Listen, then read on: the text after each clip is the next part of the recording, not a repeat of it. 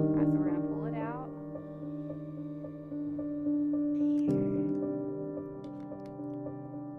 Come on. I would wake up in a panic and I would just run as fast as I could to her bed, and I would just sit there and hold my breath and watch and make sure that she was breathing. Like, I can't tell you how many times.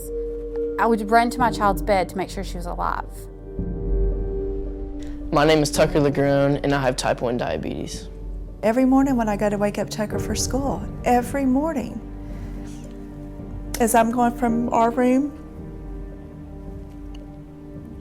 to Tucker's room, right before I get to his door, I take that small little deep breath and say to the Lord, hope he's okay.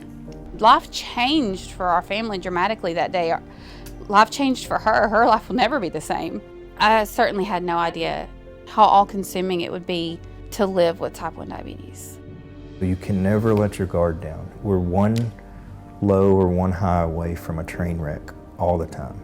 In less than 20 years, an estimated 450 million people will have diabetes globally. Cases of type 1 and type 2 diabetes are on the rise. The number of children with diabetes is increasing, and the diabetes community has put out an urgent call for bold new ideas for the cure. Our journey started a few years ago with an amazing and unexpected finding that dolphins, before they ate their breakfast, look like people with diabetes. Their blood changes, versus later in the day, they look like people without diabetes.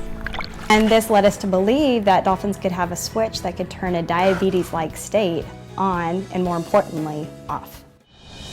What's exciting about this is that by helping dolphin health, we are also finding ways to potentially manage, treat, prevent, and even cure diabetes.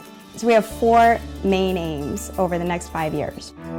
We want to find the diabetes off switch in dolphins, stem the negative effects of high glucose.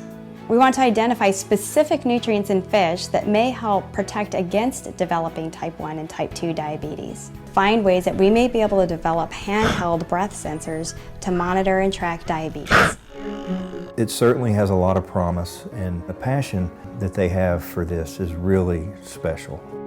I started to meet the people who may benefit from the work that the National Marine Mammal Foundation is doing. I personally feel this is an urgent thing that the National Marine Mammal Foundation needs to do. Their heart's in the right place, and they're really excited, and they have great big ideas that they give me hope and get me really excited about what's to come in the future.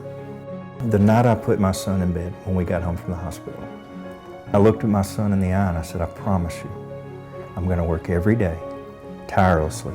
I'm going to do everything humanly possible to find a cure. That dolphins, are able to have a switch to turn it on and off. It's like, wow, we want a switch for Tucker.